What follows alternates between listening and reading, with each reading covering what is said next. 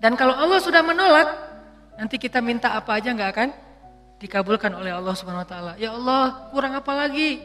Saya udah tahajud, saya udah sedekah, saya udah tilawah, saya udah hafal Quran, saya udah berjihad, saya udah bantu orang lain, saya udah.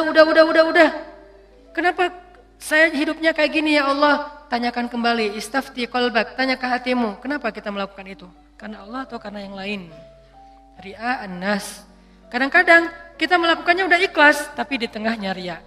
Jadi bisa jadi teman-teman, kita punya beberapa amalan, kalau kita nggak berani mengatakan banyak amalan, kita punya beberapa amal soleh, tapi hampir tidak ada satupun yang diterima di sisi Allah.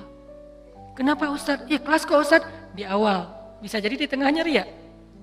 Enggak, di tengah saya tetap ikhlas, bisa jadi di akhirnya ria. Enggak, di akhirnya masih ikhlas, bisa jadi barusan aja ria. Setelah after years, setelah beberapa tahun. Sehingga kalau kita nggak punya modal amal soleh yang diterima di sisi Allah, gimana kita mau ngangkat kedua tangan kita? Makanya kadang-kadang kan ujiannya kayak gitu.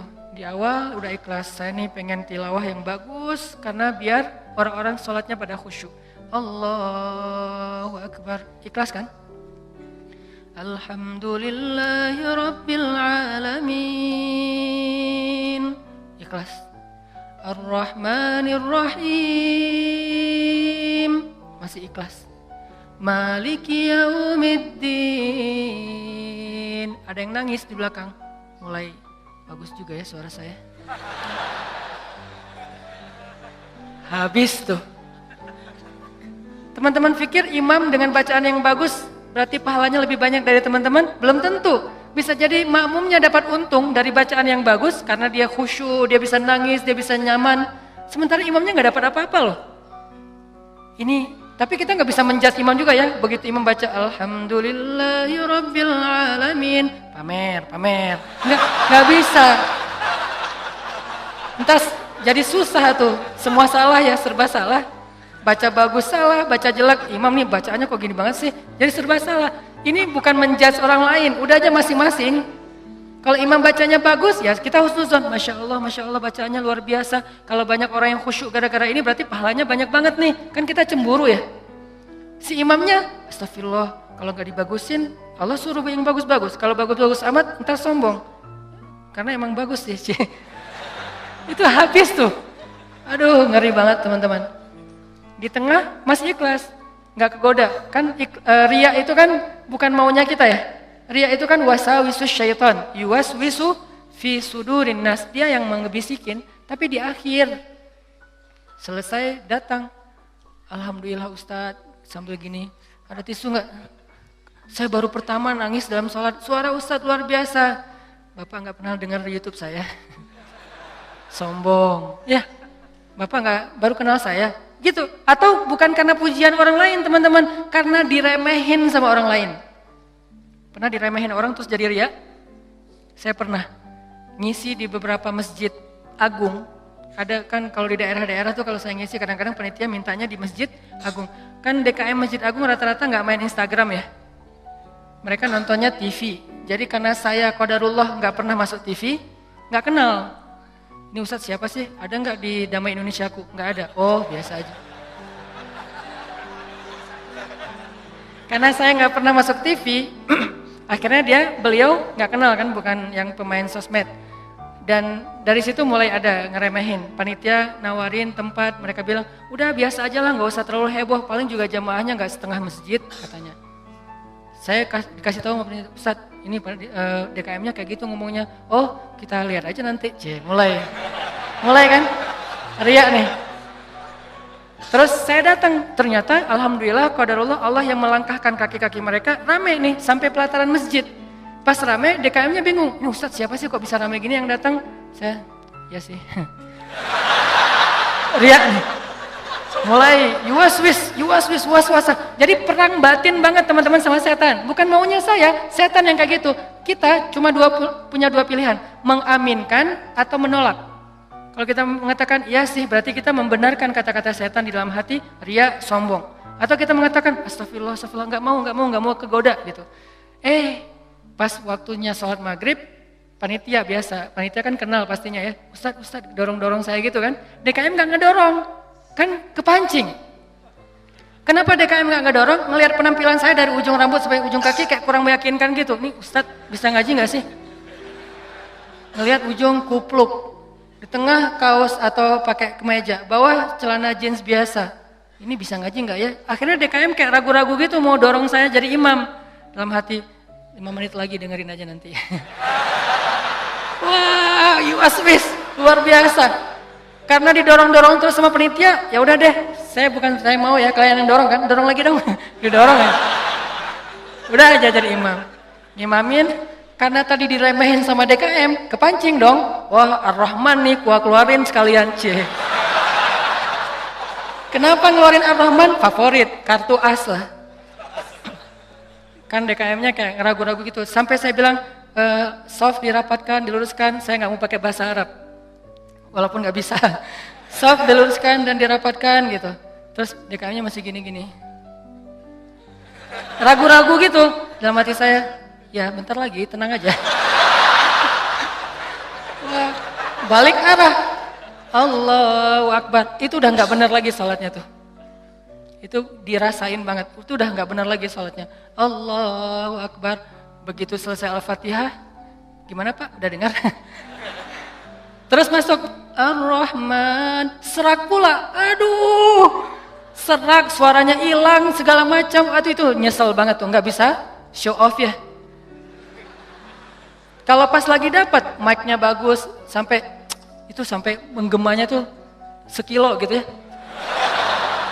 Itu kan enak banget ya, buat seorang vokal, mic itu kayak floor buat anak skate kan, jadi bisa ngetrik banget kalau floornya dapat kan. Jadi buat saya tuh kalau mic-nya pas dapat, wah ini bisa semua trik dikeluarin nih.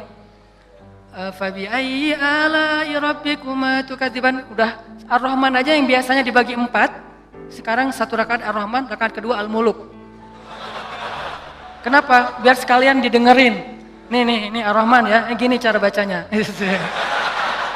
Aduh, habis. Selesai sholat, kan balik arah gitu kan, mau zikir kan, balik arah bukan pura-pura zikir sih, sambil zikir ngelihat ke arah si bapak, kira-kira gimana ekspresinya sekarang? Itu teman-teman berat, kadang-kadang bukan karena kita pengen dipuji orang, tapi kita nggak rela diremehin orang, itu yang bikin kita riak kan? Bukan karena kita pengen dielu-elukan, dipuji, dapat banyak like, dipuja-puja, bukan itu kita masih kadang-kadang bisa ngerem. Tapi kita nggak sanggup bertahan, nggak bisa sabar kalau diremehin orang. Akhirnya kita bocorin juga kebaikan kita. Habis. Diremehin suami, diremehin pasangan, diremehin orang tua, diremehin mertua, diremehin teman-teman, segala macam. Diremehin tetangga. Kita bukan pengen dipuji dan dipuja oleh orang lain. Tapi kita nggak tahan kalau diremehin. Keluar juga tuh. Siapa yang selama ini yang melakukan ini? Siapa yang bantu kamu? Siapa? Keluar semua. Satu persatu yang kita sebutkan, satu persatu berguguran dan tidak ada nilainya di mata Allah SWT. Sabarkah kita ketika diremehkan oleh orang lain untuk tetap menjaga rahasia amal kita antara kita berdua aja dengan Allah? Itulah ujian ikhlas.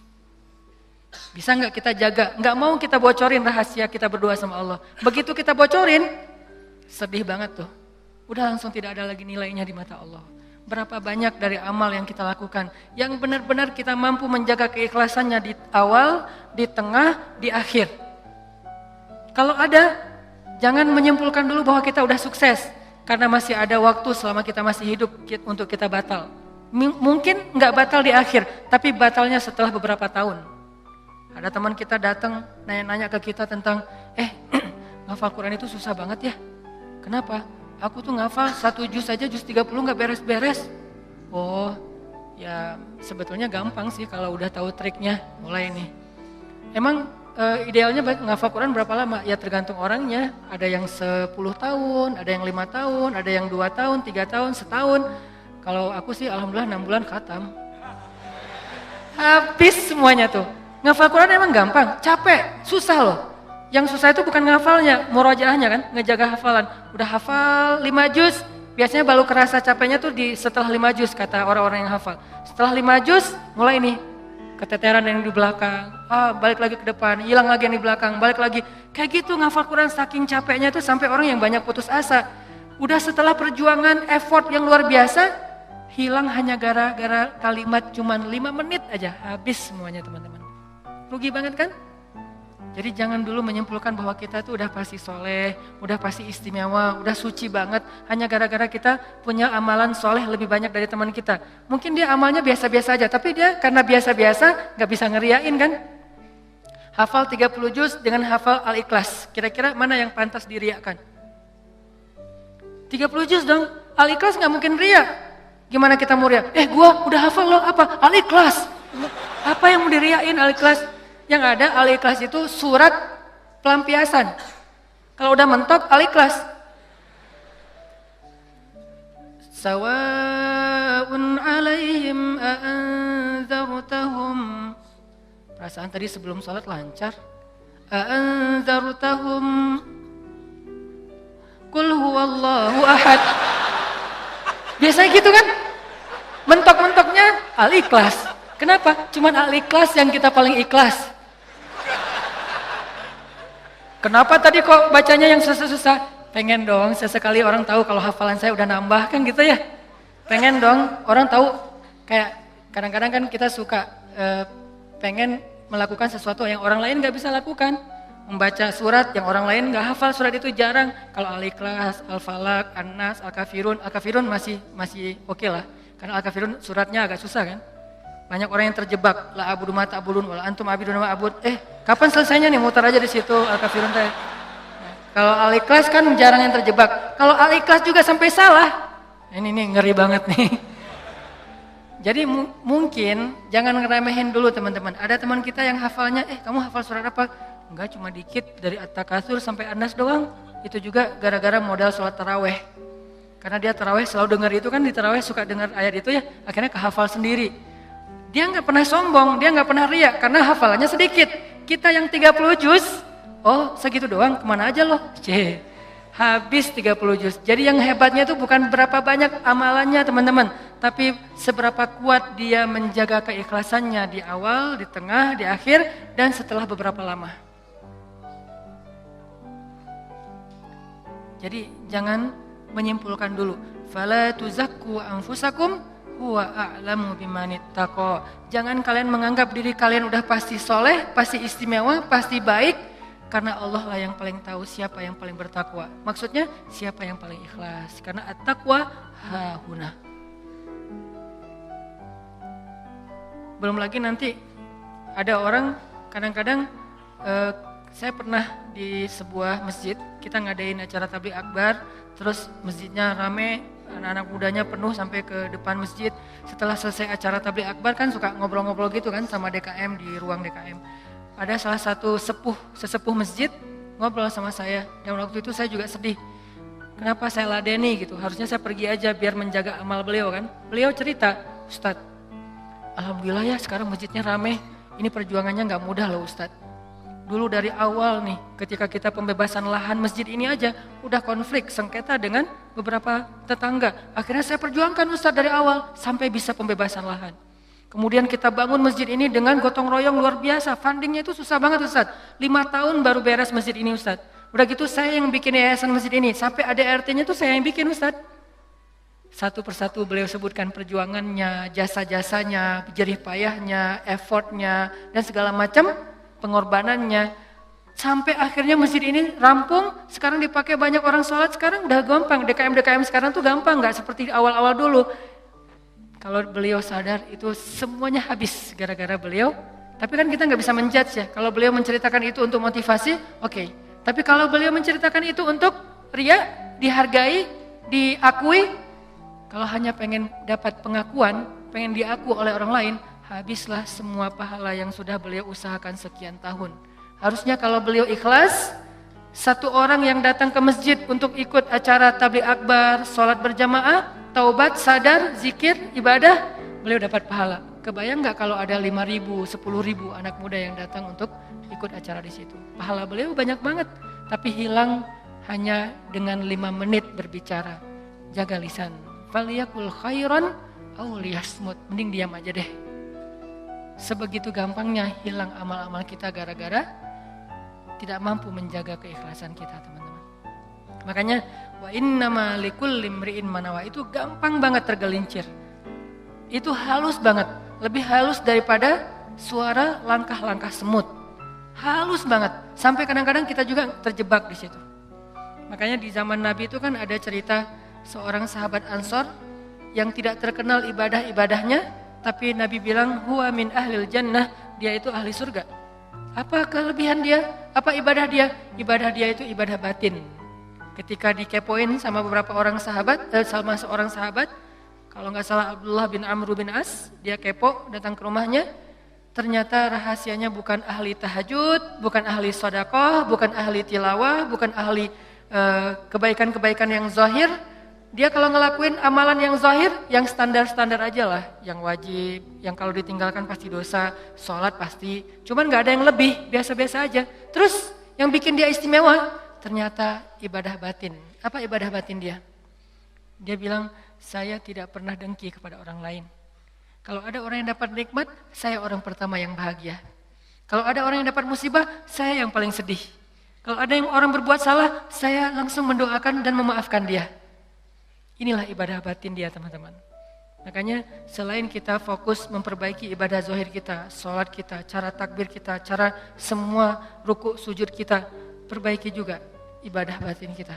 Karena kalau sampai ini rusak, yang lain sempurna, batal. Tapi kalau ini benar, yang lain cacat-cacat dikit, karena kita mungkin punya kekurangan, Allah yang akan perbaiki. Jadi ini teman-teman, tentang pentingnya belajar ikhlas. Dan ikhlas ini termasuk salah satu di antara ibadah juga. Jadi sekedar ikhlas saja itu udah ibadah. Sekedar niat aja itu udah ibadah.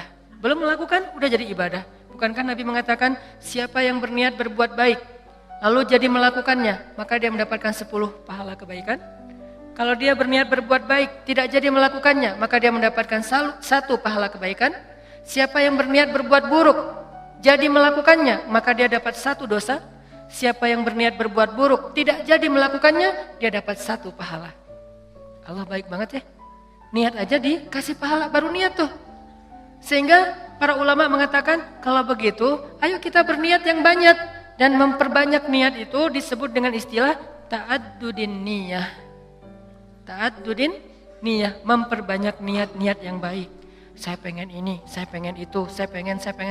Semua kebaikan kita pengen. Maka pengen aja udah jadi pahala kebaikan yang utuh. Insya Allah tahun depan saya pengen umroh. Azam, niat yang kuat. Ya Allah kasih saya rezeki, saya pengen umroh. Udah nabung, ternyata gak cukup.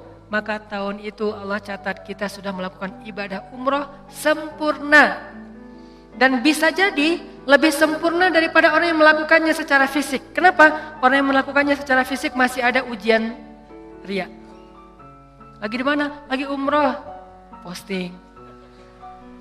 Tapi nggak semua orang yang posting umroh itu riya ya. Ini ke diri kita lagi nih, balik lagi kepada diri kita. No judgment. Bisa jadi dia posting, bisa jadi dia tinggalnya di bintang 5. Kadang-kadang umrohnya bareng dengan teman. Kadang-kadang kegodanya gini, umroh nih bareng dengan teman. Pas lagi makan, kan di hotel suka pas makan saling ketemu gitu kan, saling sharing. Dari mana aja? Baru selesai tawaf. Wah, Masya Allah udah selesai tawaf aja, kita baru aja tadi nggak jadi soalnya rame banget. Ya sih rame, tapi kalau kita kuat azamnya pasti lewat lah bisa. Udah mulai nih. Udah berapa kali hari ini? Alhamdulillah baru 7 kali. 7 kali, gara-gara kita ucapin. Niat mengucapkannya itu nggak ada riya teman-teman. Niat mengucapkan itu keceplosan aja pengen ngomong gitu. Alhamdulillah udah 7 kali. Alhamdulillah baru 7 kali. Niatnya nggak ada riyanya sama sekali. Tapi begitu selesai mengucapkan, orangnya mengatakan, Masya Allah luar biasa 7 kali. Hebat. Langsung datang setan, yuwaswis. Ya sih, mungkin di rombongan ini saya yang paling banyak rekor tawafnya. Atau kadang-kadang cium hajar aswad. Itu kan sesuatu banget ya, buat jamaah umroh dari Indonesia kan sesuatu banget. Jadi bisa dibilang cium hajar aswad itu kayak poin. Siapa yang paling sering cium hajar aswad, jadi kayak saling share lagi makan. Udah cium hajar aswad? Udah? Belum? Udah, alhamdulillah udah 3 kali. Wah saya baru sekali. Akhirnya saling berlomba. Kalau ini niatnya fastabiqul khairat, itu bagus. Tapi gara-gara fastabiqul khairat, kalau sampai terjebak kepada riya, sombong, maka habis. Yang tahu cuman kita. Yang tahu cuman kita. Orang lain gak tahu. Hati-hati dengan ini.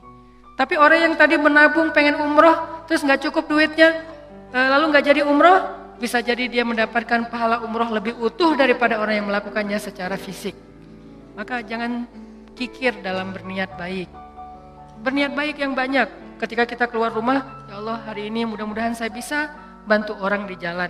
Mudah-mudahan saya bisa silaturahim dengan teman lama atau dengan keluarga. Mudah-mudahan saya bisa mendapatkan ilmu. Mudah-mudahan saya bisa membantu orang dari kesusahan. Mudah-mudahan saya bisa. Perbanyak aja kebaikan kita niatin dan kita serius. Kalau nanti ada kesempatan kita akan lakuin. Begitu kita keluar rumah, Allah sudah mencatat kita seperti melakukan sebanyak kebaikan yang kita niatkan. Jadi niat aja ibadah. Wa innama likulli imri'in ma nawah. Seseorang mendapatkan pahala sesuai dengan apa yang dia niatkan. Niat aja udah ibadah. Apalagi kalau kita kerjakan. Sampai ulama mengatakan, kalau saya mendengar seseorang mengetuk pintu rumah saya, maka saya tidak akan membuka pintu rumah itu sampai saya memiliki 10 niat baik.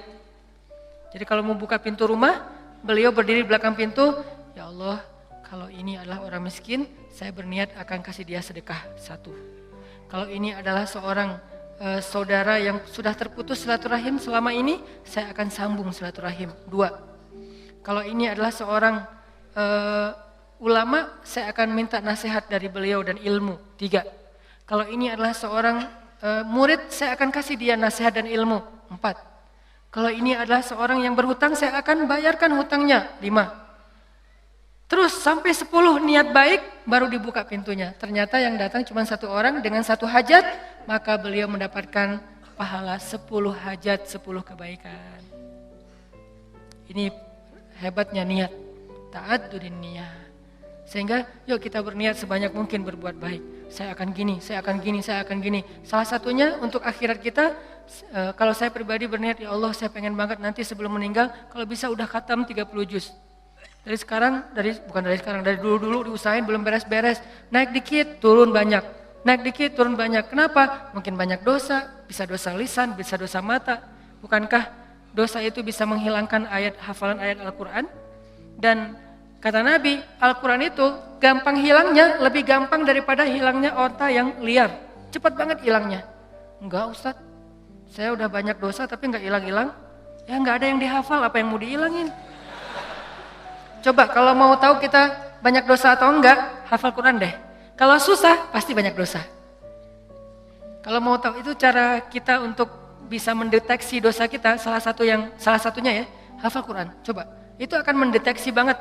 Kalau kita udah lancar bacaan, tapi dengan syarat bacaannya udah lancar. Karena kalau bacaan belum lancar, ya bukan karena dosa, emang nggak bisa baca Quran ya. Berarti tahapannya baca Quran dulu. Kalau bacaannya udah lancar, tapi kok nggak bisa ya ngafal Quran? Ini bisa jadi kata Imam Waqi', al-ilmu nurun wa nurullah la yu'talil asi. Ilmu itu cahaya dan cahaya Allah itu tidak diberikan kepada pendosa. Cara ngukur diri kita banyak dosa atau enggak? Coba ngafal Quran. Kalau susah, pasti banyak dosa. Sehingga pesantren di dekat rumah saya tuh, pesantren Kampung Quran namanya. Dulu ada program daurah hafal Quran selama bulan Ramadan, 1 bulan 30 juz. Di Indonesia, di Cihanjuang, Cimahi, 1 bulan 30 juz. Pas saya diundang ke situ ngisi waktu subuh, saya bilang, ini programnya apa Ustadz? 30 juz 1 bulan. Saya dalam hati, emang bisa? Saya tuh udah lebih 10 tahun gak beres-beres. Ngeremehin gitu kan? Ternyata ada yang bisa. Dari sekian puluh siswa atau santri, ternyata sekitar hampir 10 orang khatam sebulan 30 juz lancar teman-teman. Sebulan 30 juz lancar. Modalnya mungkin cuma juz 30 doang pas baru datang. Dan apa metodenya Ustadz? Ternyata metodenya itu enggak rumit-rumit, sederhana. Kalau mereka ngerasa susah hafalan, disuruh sholat taubat terus istighfar. Itu doang. Kalau ya Allah kok susah banget ya? Kan kadang-kadang ada halaman yang mudah, ada halaman yang susah ya. Yang biasanya kalau lagi enak tuh moodnya dapat, bisa sekali duduk 2 lembar langsung hafal dan lancar. Kalau lagi nggak dapat, 1 ayat aja nggak beres-beres. Nah, kata ustadznya, kalau kejadian kayak gitu, coba wudu, sholat taubat, minta ampun sama Allah, istighfar, coba hafal lagi. Pasti mudah. Dan itu terbukti. Ternyata kayak gitu caranya. Cuman ya butuh istiqomah juga. Jadi teman-teman, perbanyak niat yang baik. Niat apa aja, termasuk saya nanti kalau udah punya rezeki, udah punya usaha sendiri, saya pengen punya panti asuhan 1000 anak yatim. Tapi niatnya yang kuat ya. Kalau ternyata itu baru terwujud setelah 20 tahun, la tahzan, nggak usah bersedih, nggak usah berkecil hati. Kenapa? Sejak kita berniat punya pesantren, punya panti asuhan 1000 anak yatim, walaupun terwujudnya setelah 20 tahun, pahalanya tuh dihitung dari awal berniat, bukan ketika terwujud. Keren kan niat tuh? Jadi pahalanya dihitung dari ketika kita berniat, bukan ketika itu terwujud. Kalau terwujud, dilipat gandakan 10 kali lipat. Sebelum terwujud, dihitung satu kebaikan yang utuh. Misalnya, saya dalam hati saya punya niat, saya nanti mau bikin camp pengungsi. Kalau kemarin yang saya datang sama teman-teman itu kan camp pengungsi Suriah yang ada di Turki. Yang artinya para pengungsi yang udah aman kondisinya. Kita coba bantu kecil-kecilan. Nah ini dikasih lagi tanah sama Erdogan, sama Turki, lewat menteri diniatnya, lewat Golden Future kita kerjasama di Aleppo perbatasan dengan Turki, di dalam Suriahnya. Yang nggak bisa nyebrang, yang nggak bisa ngungsi keluar negeri, maka ditampung di situ. Dikasih berapa hektar tanah, disuruh coba kalian bisa nggak bikin camp di situ. Saya punya niat, saya akan coba bareng-bareng dengan Golden Future harus punya camp di Aleppo bagian perbatasan Turki yang menampung minimal 100.000 pengungsi Suriah. Itu kan niatnya? Kapan terwujud? Allahu a'lam. Yang penting saya ikhtiar aja dulu dari sekarang. Mulai membangun sosmed, saya harus banyak followers. Kenapa? Makin banyak followers insya Allah funding untuk kemanusiaan lebih gampang. Terus juga membangun jaringan beberapa tempat di seluruh Indonesia supaya kita kerja bareng-bareng untuk selain kemanusiaan di Suriah, kemanusiaan juga di Indonesia, bikin kegiatan-kegiatan dakwah anak muda. Tapi salah satu target goals saya itu adalah bisa ngebantu korban-korban perang, bukan membantu perang, membantu korban perang. Kalau membantu korban perang kita datangnya bawa roti, bawa gandum, bawa obat-obatan. Kalau membantu perang kan bawa senjata ya, dan saya megang senjata juga belum pernah. Nah, niatnya 100.000 pengungsi di camp di dalam Suriah untuk membantu mereka. Kapan terwujud? Sebutlah 10 tahun lagi baru terwujud. Saya apakah baru dapat pahala setelah 10 tahun? Enggak.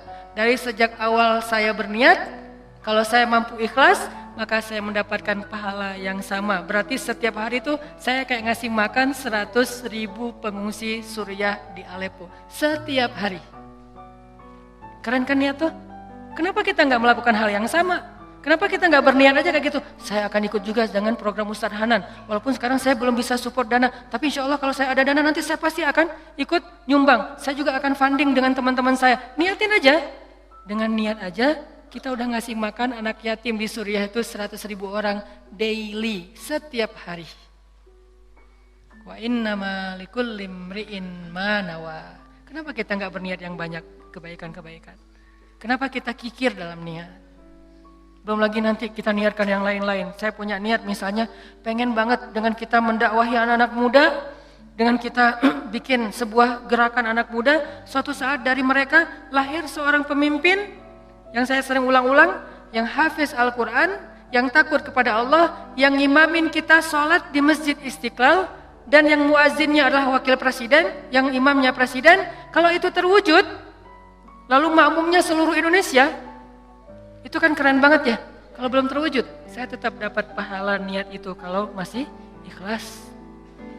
Berniatlah sebanyak mungkin, berniatlah seluas mungkin. Jangan tanggung, enggak kalau 100.000 kegedean, udah aja 10 orang. Kenapa tanggung-tanggung? Memangnya buat kita rugi kalau kita niat 100.000 orang kita kasih makan, udah aja niat. Tapi nggak mungkin tercapai. Siapa bilang nggak mungkin? Banyak hal yang sekarang saya alamin secara pribadi dan bersama teman-teman di Pemuda Hijrah, itu kejutan loh dari Allah. Dulu mungkin kita anggap itu mimpi. Mimpi bisa pergi ke camp Suriah yang ada di Turki. Mimpi bisa dakwah ke anak-anak, teman-teman anak-anak muda bisa bareng-bareng. Mimpi bisa ini, bisa itu segala macam. Itu kayak mimpi. Tapi Allah wujudkan. Kenapa? In tasdukillah yasdukka.